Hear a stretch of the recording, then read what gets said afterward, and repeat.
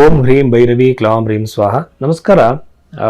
ನಿಜವಾದ ಜ್ಯೋತಿಷ್ಯನ ಕಂಡುಹಿಡೋದ್ರ ಬಗ್ಗೆ ನಾನು ಮುಂಚೆ ಸಾಕಷ್ಟು ಸಲ ಹೇಳಿದ್ದೀನಿ. ಇದರಲ್ಲಿ ಏನಾಗುತ್ತೆ ಅಂತಂದರೆ ಬಹಳ ಕನ್ಫ್ಯೂಷನ್ಸ್ ಇದೆ. ಯಾಕೆಂದರೆ ಈಗಿರುವಂಥ ಆ್ಯಡ್ಗಳೆಲ್ಲ ನೋಡಿದಾಗ ಅವರ ಬಟ್ಟೆಗಳು, ಅವರ ಒಂದು ಅಪಿಯರೆನ್ಸ್ ನೋಡಿ ನಾವು ದೊಡ್ಡ ಜ್ಯೋತಿಷ್ಯರು ಅಂದ್ಕೊಳ್ತೀವಿ. ನಿಜವಾದ ಜ್ಯೋತಿಷ್ಯನ ಹೇಳೋದು ಹೇಗೆ ಅಂತಂದರೆ, ಮೊದಲನೇದಾಗಿ ನೀವು ಕೊಟ್ಟಿರುವಂತಹ ಜನ್ಮ ಸಮಯವನ್ನು ತಿದ್ದಬೇಕಾಗತ್ತೆ. ಲಗ್ನದಿಂದಲೇ ಜಾತಕವನ್ನು ಬಹಳ ಮುಖ್ಯವಾಗಿ ಹೇಳಬೇಕು. ಅನಂತರ ರಾಶಿಯಿಂದ ನಾವು ಅದನ್ನು ಕನ್ಫರ್ಮ್ ಮಾಡ್ಕೊಳ್ಳೋದಕ್ಕೆ ಮಾತ್ರ ನೋಡಬೇಕಾಗತ್ತೆ.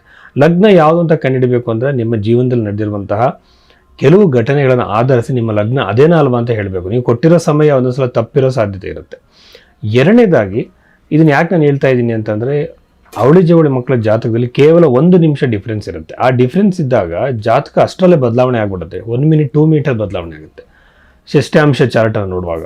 ಹಾಗಿದ್ದಾಗ ನಾವು ಜಾತಕವನ್ನು ಬಹಳ ಸೂಕ್ಷ್ಮವಾಗಿ ಗಮನಿಸಬೇಕು. ಇದ್ರ ನಂತರದಲ್ಲಿ ನೋಡಬೇಕಾಗಿರೋದು ಪರಿಹಾರಗಳನ್ನು ಹೇಳುವಾಗ ಬೃಹತ್ ಪರಾಶರ ಹೋರಾಶಾಸ್ತ್ರದಲ್ಲಿ ಹೇಳಿರುವಂಥ ಪರಿಹಾರಗಳನ್ನು ಹೇಳಬೇಕು. ಅದರಲ್ಲಿರುವಂಥದ್ದು ಮಂತ್ರಜಪ ಮತ್ತು ದಾನಗಳು ಮಾತ್ರ. ಅದನ್ನು ಯಾರು ಬೇಕಾದರೂ ಮಾಡ್ಬೋದು.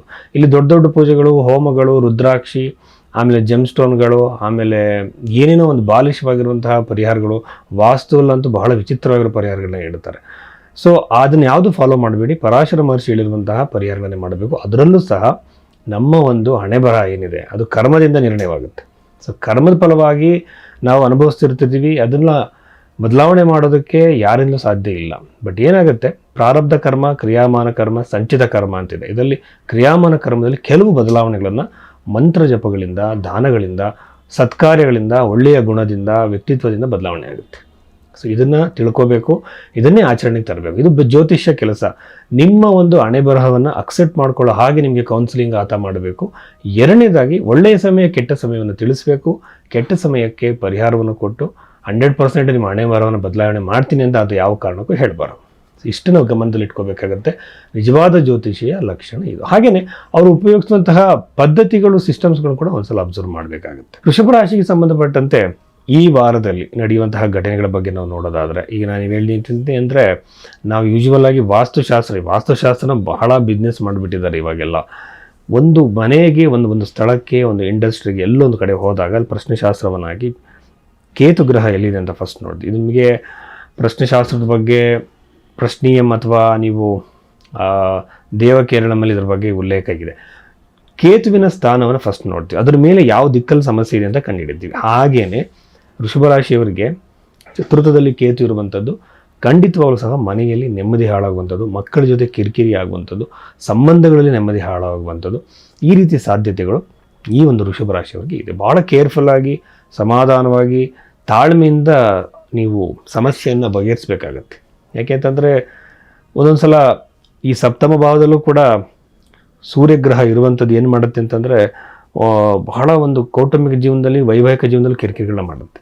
ಸೆಪ್ರೇಷನ್ ತನಕ ಹೋಗೋ ಸಾಧ್ಯತೆಗಳು ಈ ವಾರದಲ್ಲಿ ಹೆಚ್ಚಾಗಿರುತ್ತೆ. ಕೆಲವರಿಗೆ ಅಂದರೆ ಅವರ ಜಾತಕದಲ್ಲೂ ಅಂತಹ ಕಾಂಬಿನೇಷನ್ಸ್ ಇದ್ದು ಪ್ರೆಸೆಂಟ್ ನಮ್ಮಲ್ಲಿ ರಾಶಿಯಲ್ಲೂ ಕೂಡ ಆ ಥರ ಗ್ರಹಗಳು ಬಂದಾಗ 100% ಅವರಿಗೆ ಆ ಇಶ್ಯೂಸ್ ಬಂದೇ ಬರುತ್ತೆ. ಇದ್ರ ಬಗ್ಗೆ ಸ್ವಲ್ಪ ಕೇರ್ಫುಲ್ಲಾಗಿ ನೀವು ಇರಬೇಕಾಗತ್ತೆ ಕೌಟುಂಬದಲ್ಲಿ ಮತ್ತು ವೈವಾಹಿಕ ಜೀವನದಲ್ಲಿ. ಆಮೇಲೆ ಸಂತಾನಕ್ಕೆ ಸಂಬಂಧಪಟ್ಟಂತೆ ಕೂಡ ಕಿರಿಕಿರಿಗಳು, ನೋವುಗಳು, ಮಕ್ಕಳಿಂದ ಅವಮಾನಗಳು, ಟೆನ್ಷನ್ಗಳು ಅನುಭವಿಸೋ ಸಾಧ್ಯತೆ. ಕೆಲವರು ತುಂಬ ಜನ ನನ್ನ ಮಕ್ಕಳು ಓದ್ತಾ ಇಲ್ಲ ಸರ್ ಚೆನ್ನಾಗಿ ಅಂತ ಹೇಳ್ತಾ ಇರ್ತಾರೆ. ಇವ್ರಿಗಲ್ಲೂ ಕೂಡ ಈ ಸಮಸ್ಯೆಗಳು ಹೆಚ್ಚಾಗಿ ಕಾಣುತ್ತೆ. ವೃಷಭ ರಾಶಿಯವರಿಗೆ ಈ ವಾರದಲ್ಲಿ ಆ ಸಮಸ್ಯೆಗಳು ಹೆಚ್ಚಾಗಿರುತ್ತೆ. ಸೊ ಅದಕ್ಕೆ ಸರಸ್ವತಿ ಜಪವನ್ನು ಮಾಡ್ಬೋದು. ಇದರ ನಂತರದಲ್ಲಿ ವೃತ್ತಿಯಲ್ಲಿ ಸಡನ್ ಚೇಂಜಸ್ ಕಾಣುತ್ತೆ ಕೆಲವರಿಗೆ. ಈಗ ಒಂದು ಪ್ರಮೋಷನ್ ಆಗಿರ್ಬೋದು, ಅಥವಾ ಸಡನ್ನಾಗಿ ಅವ್ರನ್ನ ಪ್ಲೇಸ್ ಚೇಂಜ್ ಮಾಡ್ಬಿಡೋದಾಗಿರ್ಬೋದು, ಅಥವಾ ಅವ್ರನ್ನ ಅಲ್ಲಿಂದ ಫೈರ್ ಮಾಡೋದಾಗಿರ್ಬೋದು. ಈ ರೀತಿ ಸಾಧ್ಯತೆಗಳು ಈ ರಾಶಿಯವರಿಗೆ ಹೆಚ್ಚಾಗಿ ಕಾಣ್ತಾ ಇದೆ. ಅಂದರೆ ಉದ್ಯೋಗಕ್ಕೆ ಸಂಬಂಧಪಟ್ಟಂತೆ ನಿಜವಾಗಲೂ ಸಹ ಉತ್ತಮವಾಗಿರುವಂತಹ ಸನ್ನಿವೇಶ ಇಲ್ಲ ಅಂತ ಹೇಳ್ಬೋದು. ಏನಾದರೂ ಒಂದು ಕಿರಿಕಿರಿ, ಟೆನ್ಷನ್ನು ಕ್ರಿಯೇಟ್ ಆಗೋ ಸಾಧ್ಯತೆ ಇರುತ್ತೆ ವೃತ್ತಿ ಜೀವನದಲ್ಲಿ. ಆಮೇಲೆ 11ರ ಮೇಲೆ ಶನಿಗ್ರಹ ಇರುವಂಥದ್ದು ಒಂದು ರೀತಿ ಒಳ್ಳೆಯದು. ಬಟ್ ಅಷ್ಟಮಾಧಿಪತಿ 11 ಅಂದರೆ ಅಣ್ಣಂದ್ರಿಂದ ನಿಮ್ಮ ಸ್ನೇಹಿತರು. 11ನೇ ಮನೆ ಅಂದರೆ ಈಗ ಉತ್ತರ ಕಾಲಾಮೃತದಲ್ಲಿ ಕಾಳಿದಾಸ ಬಹಳಷ್ಟು ವಿಚಾರಗಳನ್ನ ಹೇಳಿದ್ದಾರೆ. ಒಂದು ಕಾರಕತ್ವ ಅಂತ ಹೇಳ್ತಾರೆ. 11ನೇ ಮನೆ ಅಣ್ಣನಿಗೆ ಸಂಬಂಧಪಟ್ಟದ್ದು, 11ನೇ ಮನೆ ಬಂದು ಸ್ನೇಹಿತರಿಗೆ, 11ನೇ ಮನೆ ಬಂದು ಗೇನ್ಸಿ ಅಂತಾರೆ. ಸೊ ಎಲ್ಲದರಲ್ಲೂ ಕೂಡ ಕಿರಿಕಿರಿಗಳು, ವಿಳಂಬ. ಈಗ ಒಂದು ಕಡೆ ಹಣ ಕೊಟ್ಟಿದ್ರೆ ಸಿಗಾಕೊಂಡ್ಬಿಟ್ಟಿರ್ತೀವಿ, ಬರೋ ಸಾಧ್ಯತೆ ಇರಲ್ಲ, ಟೆನ್ಷನ್ಗಳು ಕ್ರಿಯೇಟ್ ಆಗುತ್ತೆ. ಒಂದೊಂದು ಸಲ ಹಣ ಬರದೆ ಬಹಳ ನೋವು ಅನುಭವಿಸೋ ಸಾಧ್ಯತೆಗಳು ಇರುತ್ತೆ. ಇದನ್ನು ಬಹಳ ಗಮನಿಸಬೇಕಾಗತ್ತೆ ನೀವು. ಜೊತೆಯಲ್ಲಿ ಶುಕ್ರನೇ 6ನೇ ಮನೆ ಅಧಿಪತಿ 7ನೇ ಮನೆ ಇರೋದ್ರಿಂದ ನೀವು ಪಾರ್ಟ್ನರ್ಶಿಪ್ ಬಿಸ್ನೆಸ್ ಮಾಡಿದ್ರೆ ಅಲ್ಲಿ ನೋವು ಕಿರಿಕಿರಿಗಳು ಪ್ರಾರಂಭ ಆಗುತ್ತೆ. ಟೆನ್ಷನ್ಗಳು ಜಾಸ್ತಿ ಆಗುತ್ತೆ.